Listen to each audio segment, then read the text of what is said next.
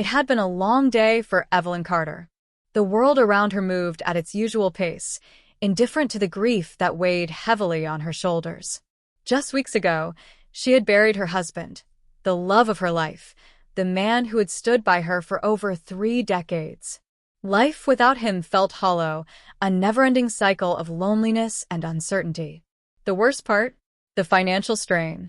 While dealing with the crushing sorrow of losing her husband, Evelyn also faced the harsh reality of dwindling finances. Bills stacked up on the kitchen counter, each one a reminder that she was no longer part of a 2-income household. Social Security barely covered the basics, and the savings she and her husband had set aside were disappearing faster than she had expected. That evening, Evelyn stood in the checkout line at her neighborhood grocery store, carefully counting the money in her wrinkled hands. She had calculated the cost of her groceries down to the last penny: milk, bread, eggs, a few vegetables, and a small pack of tea bags. Nothing extravagant, just the essentials to get her through the week. As the line moved forward, she felt a lump form in her throat. She had already put back the apples she wanted, knowing she couldn't afford them. Her late husband, Tom, had always loved apples. They used to share one every evening with a cup of tea. But today, even that small comfort felt like a luxury she couldn't afford. The beeping sound of scanned items snapped her back to reality. The young cashier, a kind-faced man in his early 20s, gave her a polite nod as he rang up her groceries. Evelyn forced a weak smile and waited for the total. $22.47, the cashier announced. Evelyn's hands trembled as she reached into her purse. She had exactly $20. With a nervous chuckle, she pushed aside the tea bags and a small bag of potatoes. "I'm sorry," she murmured. "I'll just take the rest." Before she could react, the cashier did something unexpected, something that would change everything for her. Evelyn's fingers hovered over the small bag of potatoes, her heart sinking as she pushed them aside. It wasn't just about the money, it was the weight of what it symbolized. Every dollar now had to be stretched, every small comfort sacrificed. The young cashier, whose name tag read Daniel, noticed her hesitation. He had seen this look before, the quiet struggle of someone trying to maintain their dignity while battling financial hardship.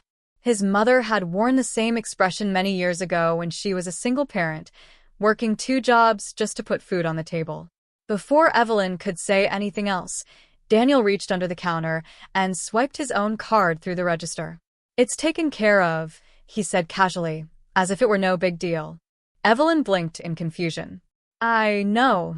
You don't have to do that," she stammered, feeling both touched and embarrassed. Daniel simply smiled. "It's okay, ma'am. I'd want someone to do the same for my mom." Tears welled up in Evelyn's tired eyes, but she quickly wiped them away. "Thank you," she whispered. It had been so long since a stranger had shown her kindness. With her groceries bagged, she shuffled out of the store, still processing what had happened. The crisp evening air hit her face as she stepped outside, reminding her how the world kept moving, despite her grief.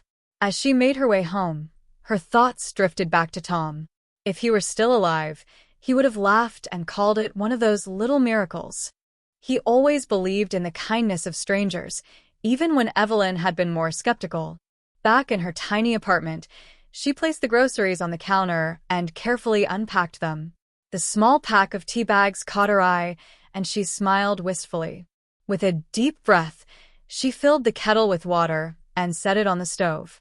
As she waited for it to boil, she allowed herself to feel something she hadn't in weeks: warmth, not from the tea, but from the unexpected kindness of a stranger who had given her more than just groceries. But Evelyn had no idea that this small act of generosity was only the beginning. The next morning, Evelyn woke up to the soft golden light filtering through her apartment window. For the first time in weeks, she didn't feel as heavy. Last night's kindness had done something to her heart, eased a burden she hadn't even realized she was carrying. She sat at the small kitchen table, sipping her tea and staring at the delicate wisps of steam curling into the air. The flavor reminded her of Tom, of the quiet evenings they used to share. It was a simple thing, really, tea, but last night, she hadn't been sure if she could afford even that. As she washed the cup and set it aside, her mind wandered to the young cashier. Daniel. He had helped her without hesitation, without making her feel small or pitted. That kind of generosity wasn't common, and it lingered in her heart like a flickering candle, casting a bit of warmth against the loneliness. By noon, Evelyn had made up her mind. She needed to thank him properly. She carefully wrote a short note on a small card. Dear Daniel, you reminded me that kindness still exists in this world. In my time of grief and struggle, your small act of generosity meant more than I can say. Thank you for not only helping me with groceries, but for restoring a little bit of hope in my heart. With gratitude, Evelyn. She sealed the card in an envelope and tucked it into her purse before heading to the grocery store. When she arrived, she found Daniel at his register, ringing up another customer. She waited patiently in line, her hands folded in front of her. When it was finally her turn, he greeted her with a bright smile. Mrs. Carter, how are you today? She chuckled softly. Better than yesterday, thanks to you. Daniel shrugged. It was nothing really. She pulled the small envelope from her purse and slid it across the counter. It wasn't nothing to me. Daniel hesitated before picking up the card. You didn't have to do this. I wanted to, she insisted. He carefully opened the envelope and read the note. His expression shifted, first surprised, then touched. Wow, this means a lot, Mrs. Carter. She smiled, but before she could say anything else, another voice interrupted. Excuse me, miss? Evelyn turned to see a middle-aged man in a suit standing nearby. He had been watching their exchange with curiosity. My apologies for eavesdropping, the man said, but I couldn't help but overhear your story. I run a local newspaper, and I think this is exactly the kind of story people need to hear. Would you both be willing to share it? Evelyn and Daniel exchanged glances. She hadn't expected anything to come from this, but she could tell that the idea intrigued Daniel. After a moment, she nodded. If it helps spread kindness, why not? Later that afternoon, Evelyn sat across from Daniel in a cozy cafe, the aroma of freshly brewed coffee filling the air. The journalist, whose name was Mark Reynolds, had arranged to meet them to hear their story. Evelyn hadn't been interviewed in years, and certainly never for something like this. But as she looked at Daniel, who was nervously stirring his coffee, she realized they were both stepping into something unexpected. Mark clicked on his recorder and smiled warmly. All right, let's start from the beginning. Evelyn, can you tell me a little about what brought you to the store that night? She exhaled slowly. It wasn't just about groceries. I lost my husband, Tom, a few months ago. And with that, I lost a part of myself. I was drowning in grief, trying to manage bills, and that night, I realized I didn't even have enough for essentials. I stood at that counter, completely lost, until Daniel stepped in. Daniel cleared his throat, looking a little embarrassed. I saw Mrs. Carter struggling, and I don't know, it felt like the right thing to do. I didn't want her to walk out of there without what she needed. Mark nodded. So, Daniel, was this something you often did for customers? Daniel hesitated. Not really, no. I mean, I always try to be kind, but I guess this felt different. I saw something in Mrs. Carter's eyes, like she'd been carrying too much for too long. I thought, what's a few dollars if it means someone goes home with a little more hope? Evelyn's eyes watered. And that's exactly what it gave me. Hope. Mark leaned forward, clearly intrigued. You know, kindness has a ripple effect. It starts small but spreads far. Have you felt that since this happened? Evelyn thought about it. Had she? Before she could answer, Daniel spoke. Actually, yeah. After that night, I started thinking about people differently. Like, how often do we pass by someone who just needs a small act of kindness? I started paying more attention. Helping carry bags for elderly customers, buying a coffee for the guy who cleans outside the store. And you know what? It feels good. Evelyn smiled at him, realizing that this wasn't just a story about her. It was about him, too. Mark grinned. That's exactly why I wanted to cover this. People need to hear stories like yours. We get so caught up in negativity that we forget kindness still exists. I think this will resonate with a lot of people. The interview wrapped up, and Mark promised to publish the article in the Sunday paper. Evelyn and Daniel left the cafe, feeling lighter. A few days later, Evelyn stood in her tiny apartment, staring at the newspaper spread out on her table. There it was, a full-page story with a headline, "A simple act of kindness can change a life." She read through the article slowly, taking in the words that described her struggle, Daniel's selfless act, and the impact it had. She couldn't believe how much weight was in such a small moment, how something as simple as a kind gesture could lead to something bigger. But nothing could have prepared her for what happened next. Her phone rang, and when she answered, a warm, unfamiliar voice greeted her. "Mrs. Carter? My name is Linda Hawthorne. I read your story in the paper, and I was deeply moved. I run a foundation that helps widows and struggling families get back on their feet. I would love to meet with you and see how we can help." Evelyn's breath caught in her throat. "Help? Just a conversation," Linda assured her. "Would you be willing to meet?"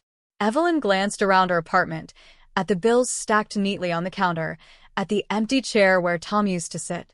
She closed her eyes for a moment, then took a deep breath. "Yes, I'd love to." A week later, Evelyn found herself walking into an upscale office building in downtown Chicago. The sheer elegance of the place made her feel out of place, but she straightened her shoulders, reminding herself why she was here. As she entered the glass-walled office on the 15th floor, a well-dressed woman in her 50s greeted her with a warm smile. "You must be Evelyn," she said, extending her hand. "I'm Linda Hawthorne. It's such a pleasure to meet you." Evelyn shook her hand, still unsure of what to expect. "Thank you for inviting me." They sat down in Linda's office, which was decorated with awards and framed photos of charity events. "I read your story," Linda said. "It really touched me. You remind me of someone very dear to me, my own mother. She struggled after my father passed, much like you. It took years before she got back on her feet, and I always wished she had more support. That's why I started the Hawthorne Foundation. We provide financial assistance, job training, and housing support for widows and single parents in need." Evelyn listened, her heart pounding. Was Linda offering to help her? "I know you've had a tough time," Linda continued, "and I want to offer you something. We have a program designed to help widows regain their independence. We can assist with financial planning, career counseling, and even help cover immediate expenses while you get back on your feet." Evelyn's hands trembled as she gripped her purse. I don't know what to say. This is more than I could have ever imagined." "You don't have to say anything right now," Linda assured her.